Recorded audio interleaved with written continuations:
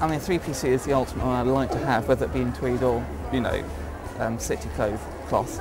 But I think everything, like everything in menswear, it's rather difficult to find. If you do find it, it's usually quite expensive because it's usually quite old. If you're getting a three-piece one from, say, the 1930s, you're probably looking at around the £100 mark. But if you were to get a tailor-made three-piece suit, you're looking at anything from £350 up. Which of course I'm not going to pay for because I haven't got the money for it yet, so I just have to keep an eye out for bargains, and again sometimes someone might not look at it on eBay or something and you just grab it when you can. So if at first you don't succeed, try again, even if the try is the millionth time.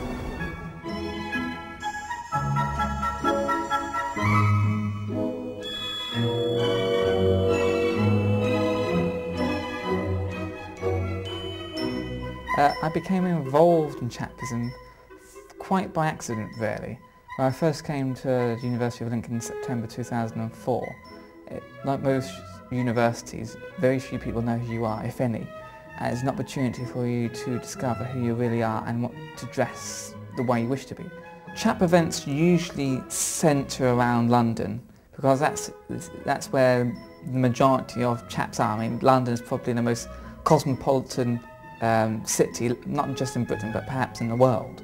So therefore, there is a sort of atmosphere of anything goes, anything goes, anything goes, anything goes.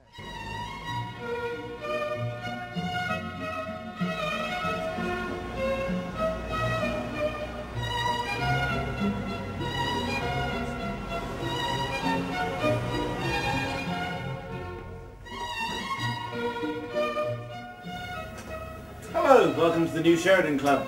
Please sign in.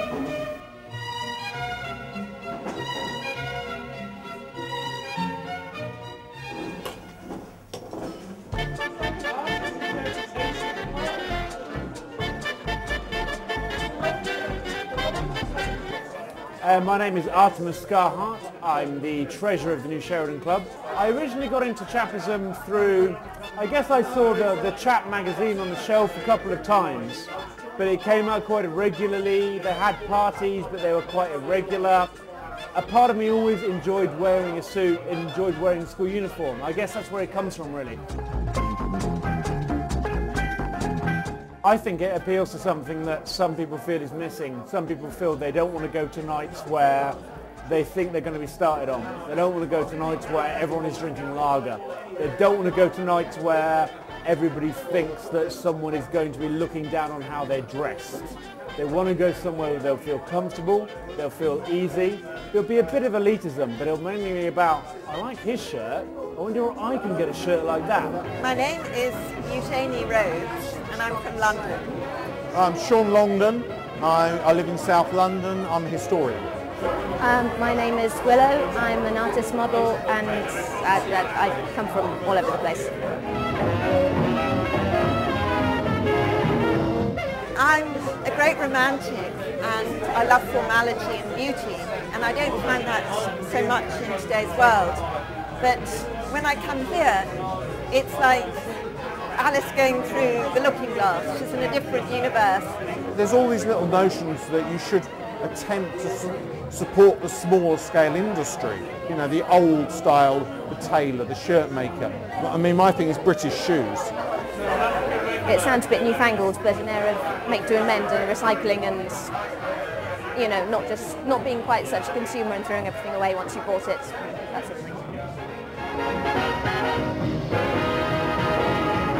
I think really, if I could have my way, I would be wearing Edwardian clothes. But even I don't quite dare do that. I don't go out without something on my neck. I always wear a tie or a cravat. If I was incredibly casual, if I was knocking down a wall or building a fence, I would be wearing a neckerchief, for example. It's quite rare that I see people wearing stuff in the streets or in a fashion show or in a shop, and I think, oh, I must have that. But I often see pictures in historical, photographs of things that happened, illustrations, famous paintings, and so on, and decide I want it, so I make it.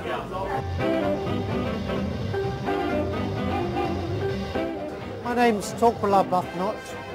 I write for the Chap magazine. I'm actually literary editor at the moment. Sometimes etiquette correspondent.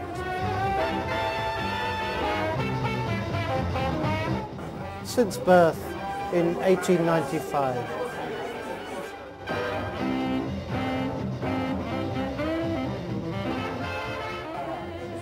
Well, I've always dressed like this. I've always thought like this. I've always thought in tweed. My brain is made of tweed. I've found bits of Harris tweed, Irish tweed sometimes as well, but mainly Harris tweed.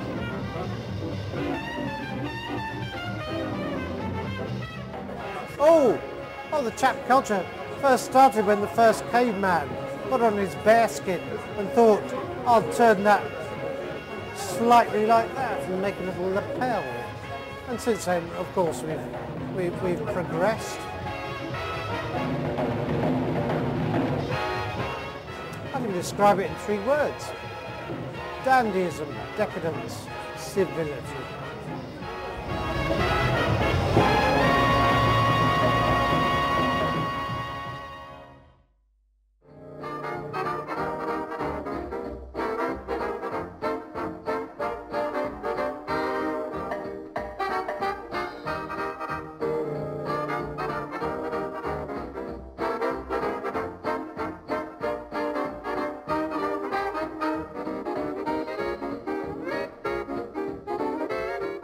This is Daniel Hutchinson here, and you're listening to Say It With Music.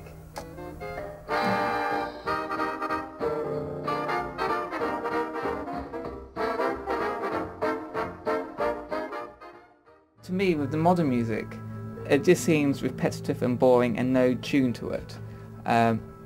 Music should be something you could hum to, or have a few bars whistle to yourself to. If you can't do that, it's not. I don't think it's music, because it should be something that's an extension of your personality, of your life. Whereas if it's something that's just sounding like a 50-year-old here, but it does sound like it to me. I can't stand this stuff, which is why when you've got Papini Sisters and an arrangement of Crazy in Love, from Beyonce's boring version to something which is fantastic, you think, well, why can't more people do it like this? Anyhow, well, that's it for another edition of Say It With Music. Don't forget to tune in for another eclectic selection next Sunday from 2. Until then, it's cheerio from me. Cheerio! Not to be a chap. I wouldn't be me.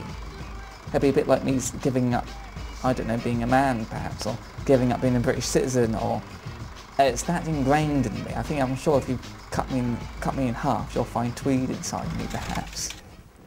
But no.